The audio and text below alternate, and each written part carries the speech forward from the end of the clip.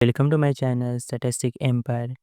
यहाँ आपको स्टैटिस्टिक के हर कॉन्सेप्ट की क्लियर और एग्जाम ओरिएंटेड एक्सप्लेनेशन मिलेगी। आज के वीडियो में हम सीयूईटी स्टैटिस्टिक्स 2024 के पीओक्यू क्वेश्चन सॉल्व करेंगे, जिससे आपको एग्जाम का एग्जैक्ट पैटर्न समझने में मदद मिलेगी। क्वेश्चन 1 में जी ऑफ टी दिया है और टी की रेंज -इन्फिनिटी टू इन्फिनिटी दी गई है और हमें मेजर्स ऑफ कर्टोसिस फाइंड करने बोला है। तो पीडीएफ देख के ही पता चलता है कि यहाँ student t distribution with r degree of freedom है। तो measures of kurtosis for t distribution with n degree of freedom क्या आएगा? 3n-2 upon n-4। So option B is correct. इस वीडियो में रो कर्टोसिस फाइंड करने बोला है। अगर हमें एक्सेसिव कर्टोसिस फाइंड करना हो तो excessive kurtosis found by subtracting 3 from the raw kurtosis. Excess kurtosis mean the sharpness of the peak of probability distribution compared to the normal distribution. Tail में data कितना कॉन्सेंट्रेटेड है ये check करने के लिए हम एक्सेस कर्टोसिस यूज़ करते हैं। Question 2, let the random variable x with a uniform on the interval π/6 to π/2, then probability of cos greater than sin x। तो फर्स्ट हम cos x greater than sin x को simplify करेंगे। तो यहाँ हम trigonometry का फॉर्मूला यूज़ करेंगे, tan x is equal to sin x upon cos x। तो ये cos x greater than sin x tan x के फॉर्म में कन्वर्ट हो जाएगा और आएगा tan x लेस देन 1। तो tan x लेस देन 1 कब होगा? जब tan x 45 डिग्री होगा। तो हमें 45 डिग्री से नीचे चाहिए। तो हमें गिवन इंटरवल में क्या दिया है कि x बिलोंग्स टू π/6 टू π/2, मतलब पाई की वैल्यू 25 डिग्री होनी चाहिए मिनिमम और मैक्सिमम 90 डिग्री होनी चाहिए। तो हमारा tan x less than 1 belongs to tan 25 degree to tan 45 degree. तो tan के कंडीशन के लिए अपना इंटरवल होगा π/6 to π/4। Probability under the uniform distribution, तो probability is equal to favourable outcome upon total outcome.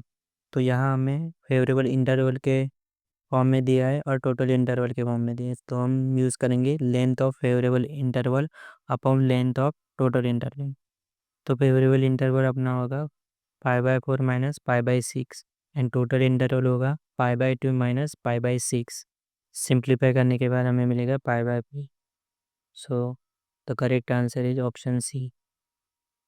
Question 3, if f of x is equal to 3 into 1 minus l the whole square, s की range 0 to 1 दी है और median find करना है। तो PDF को use करके हम सीडीएफ फाइंड करेंगे और सीडीएफ इक्वल टू हाफ कर देंगे तो मीडियन मिल जाएगी। तो आपको सीडीएफ और मीडियन का रिलेशन पता होना चाहिए। तो स्टार्टिंग में हम सीडीएफ कैसे फाइंड करेंगे? तो सीडीएफ फाइंड करने के लिए हम पीडीएफ को इंटीग्रेट कर देंगे। तो फॉर्मूला होता है उसका F of x is equal to integration of f of t d T.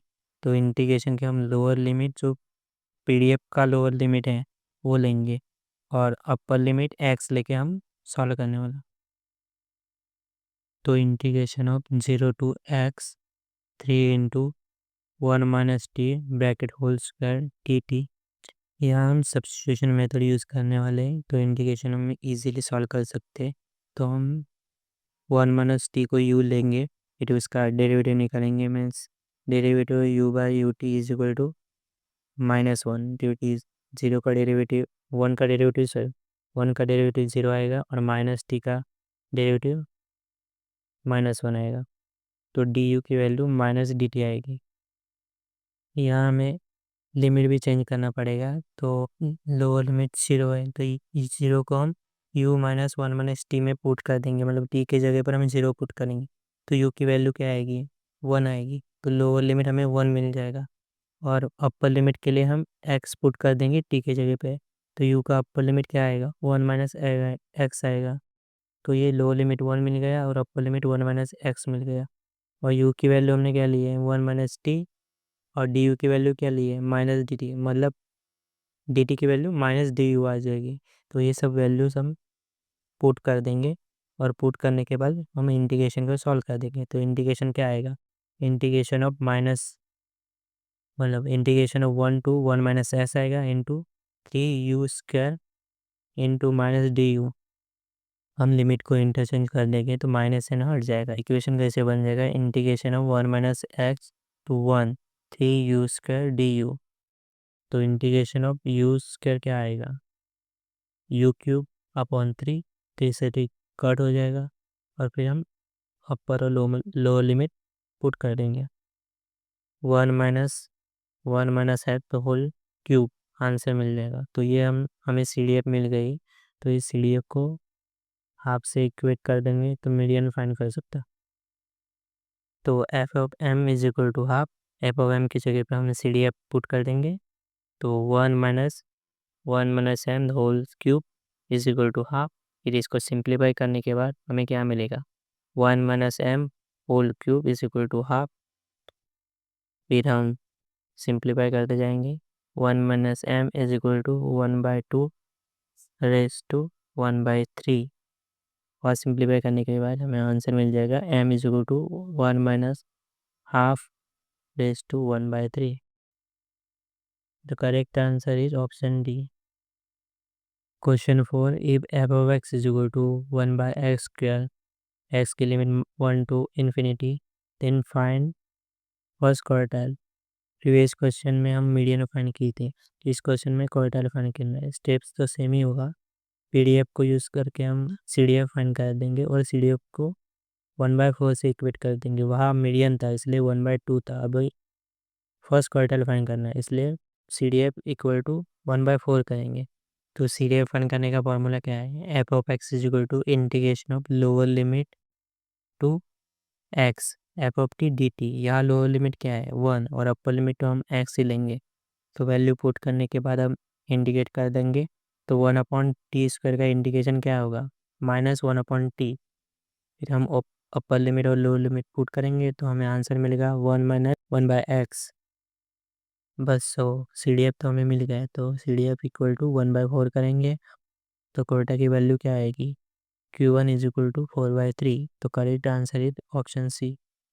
Question 5, तो क्वेश्चन 5 में हमें सी डी एफ दिया है और प्रोबेबिलिटी फाइंड करनी है। तो probability of 1 less than equal to x less than equal to find हमें फाइंड करना है। तो यहाँ हम property of c D f use करेंगे। तो सी डी एफ की प्रॉपर्टी कौन सी है, तो probability of a less than equal to x less than equal to b is equal to f of b minus f of a. यहाँ b है 5 और ए है 1।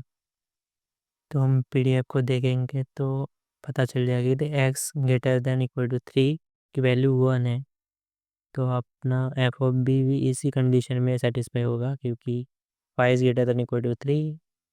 तो हमें मिल जाएगा एफ ऑफ 5 की value 1, x less than equal to 1 की वैल्यू क्या है 0। तो एफ ऑफ 1 की वैल्यू हमें मिल जाएगी 0। तो प्रोबेबिलिटी फाइंड करने के लिए हम वैल्यू को पुट कर देंगे। तो F of 5 minus f of 1 की वैल्यू पुट करने के बाद हमें आंसर मिल जाएगा। तो एफ ऑफ 5 की वैल्यू है 1 और एफ ऑफ 1 की वैल्यू है 0। तो आंसर मिल जाएगा। तो करेक्ट आंसर है ए 1। क्वेश्चन 6 में पीडीएफ दी है और मीडियन फाइंड करने बोले। या भी सेम हम पीडीएफ से सीडीएफ फाइंड कर देंगे और सीडीएफ इक्वल टू हाफ कर देंगे और मीडियम कैलकुलेट कर देंगे। तो F of x is equal to integration of 0 to x t e raise to minus t d t. Integration easily solve होने के लिए हम यहाँ इंटीग्रेशन बाय पार्ट्स वाला फॉर्मूला यूज़ करेंगे। तो u is equal to t लेंगे, फिर derivative d u upon d t is equal to 1 आएगा। फिर वहाँ से हम डी यू की वैल्यू फाइंड करेंगे, d u is equal to t t और d v is equal to e raise to minus t d t. फिर यहाँ हम इंटीग्रेशन अबोध द सेट करेंगे तो v is equal to integration of e raise to minus t d t आएगा। फिर e raise to minus t का integration क्या होगा, minus e raise to minus x. Using integration of by parts formula. तो integration by parts formula क्या होता है, the integration of u d v is equal to u v minus integration of v d u. तो यहाँ हम u की जगह पे t पुट कर देंगे, डी वी की जगह पे हमने क्या लिया है e raise to t d t और यहाँ वैल्यू पुट करने के बाद वो सिंप्लीफाई कर देंगे। तो यहाँ integration of e raise to minus t क्या होगा, minus e raise to minus t और सिंप्लीफाई करने के बाद हमें क्या मिलेगा, minus bracket t plus 1 bracket close into e raise to minus t. इस मेथड को यूज़ करके हमने इंटीग्रेशन को सिंप्लीफाई कर दिया। हमें अब लिमिट पुट करना है। तो अपना लोअर लिमिट 0 है और अपर लिमिट x है। तो लिमिट पुट करने के बाद हमें आंसर क्या मिलेगा, पहले हम अपर लिमिट पुट करेंगे देन लोअर लिमिट पुट करेंगे। तो हमें आंसर मिलेगा minus bracket x plus 1 bracket close e raise to minus x plus bracket 0 plus 1 bracket close into e की पावर 0। तो सिंप्लीफाई करने के बाद हमें पीडीएफ क्या मिलेगी, F of x is equal to 1 minus x plus 1 into e raise to minus x. तो medium find करने के लिए हम C D F equal to half कर देंगे। तो हमें क्या करना पड़ेगा, 1 minus medium d plus 1 into a raise to minus d is equal to half. और सिंप्लीफाई करेंगे तो यहाँ हमने एडजस्टमेंट कर दिया है, -1 मतलब 1 माइनस हाफ कर दिया और रिमेनिंग टर्म को राइट हैंड साइड लेके गए। फिर लोगरिथम बोथ साइड कर दिया। तो log 1 plus m d into e raise to minus d equal to log of half आएगा। यहाँ पे यहाँ log ऑफ ए बी का फार्मूला यूज़ करेंगे। log of a b is equal to log of a plus log of b. तो log of 1 plus m d plus log of e raise to minus d यह use किया और right hand side में तो log of half आएगा। Right hand side में तो 1/2 को हम कैसे लिख सकते हैं, 2 रेज टू -1। तो -1 आगे आ जाएगा तो -1 log ऑफ 2 आ गए, राइट हैंड साइड में -1 log ऑफ 2 आ गए। और एलएचएस में log of e raise to minus m d हमने किया था। तो माइनस एम डी जो पावर है वो आगे आ जाएगी, minus m d into log of e आ जाएगा। तो log ऑफ ई की वैल्यू 1 होती है, इसलिए हमें क्या मिल गया, minus log of m d मिल गया। तो लेफ्ट हैंड साइड में क्या हो जाएगा, log 1 plus m d minus log of m d is equal to minus log of 2। याद ध्यान रखो कि ए की पावर आगे आ गई इसलिए प्लस का माइनस हो गई। फिर माइनस log एम डी को हम राइट हैंड साइड लेके जाएंगे तो क्या होगा equation, log of 1 plus m d is equal to log of m d minus log of 2 then multiplying both the side by m d. तो m d log of 1 plus m d equal to m d bracket log of m d minus log of 2। ये हमारा final answer आ गया है, पर ये option में नहीं दिख रहा है। तो हम क्या कर सकते हैं, यहाँ मीडियन है तो मीडियन की वैल्यू क्या होती है, मीडियन की वैल्यू 0.5 होगी, हम परसेंटेज में कन्वर्ट कर देंगे तो m d is equal to 0.5 हम पुट कर देंगे LHS में। तो उसकी जो वैल्यू आएगी वो वैल्यू को हम ऑप्शन के RHS में देखेंगे, कंपेयर करके देखेंगे सेम वैल्यू आ रही है कि नहीं। तो LHS की वैल्यू आ रही है 0.09 और वो 0.09 सेम वैल्यू आ रही है log ऑफ 5/4 की। तो option C is the correct answer. Remaining option में भी हम मीडियन की वैल्यू 0.5 पुट करके देखेंगे तो किसी भी ऑप्शन की वैल्यू 0.09 नहीं आ रही, सिर्फ ऑप्शन सी की वैल्यू आ रही है। तो यही करेक्ट आंसर होगा। क्वेश्चन 7 में हमें कोरिलेशन दिया है और मल्टीपल कोरिलेशन फाइंड करना है। तो हमें मल्टीपल कोरिलेशन का फार्मूला यहाँ यूज़ करेंगे, कोरिलेशन ऑफ 1 विथ 2 एंड 3। तो ये फार्मूला है, इसमें वैल्यू पुट कर देंगे और आंसर मिल जाएगा। तो वैल्यू पुट करने के बाद आंसर आए 0.577। तो correct option is option D. Question 8. Let R be the observed multiple correlation coefficient of the variable with k variables in a sample of the size n from a k plus 1 variate normal population. If the rho is a corresponding multiple correlation coefficient in a population, then the test H0 is equal to मतलब H0 rho equal to 0 versus H1 rho is not equal to 0. The test statistic is, हमें test statistic find करने तो यहाँ हम ANOVA solve करते हैं उसका formula use करेंगे। तो कुछ फार्मूला हमें याद होने चाहिए। टोटल सम ऑफ स्क्वायर मतलब TSS is equal to regression sum of square plus error sum of square. यहाँ से हम ESS फाइंड करेंगे। ESS is equal to TSS minus RSS। ये फॉर्मूला हम आगे जाकर यूज़ करने वाले हैं।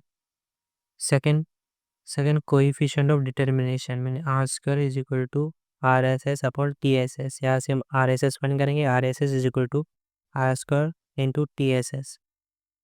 RSS is associated with k independent variable and ESS is associated with residual n minus k minus 1। MSR का फार्मूला है RSS upon k degree of freedom है, और MSE is equal to ESS upon n minus k minus 1।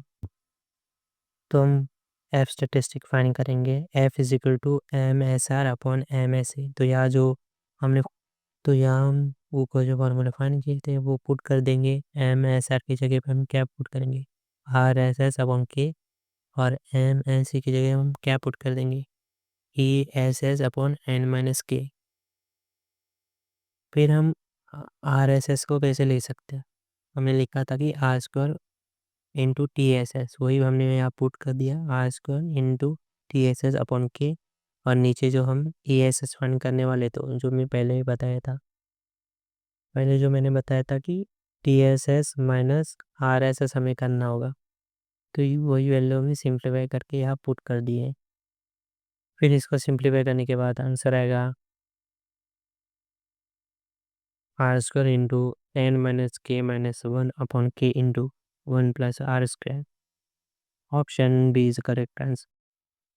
Question 9. If the regression coefficient of y on x is byx and if u is equal to x minus a upon h, b is equal to y minus b upon k, in regression coefficient b v u is, u और v का equation हमें given दिया है, तो u को use करके हम x को फाइंड करेंगे और v को यूज़ करके हम y को फाइंड करेंगे। तो हमें क्या मिलेगा, y is equal to k v plus b and x is equal to u s plus A.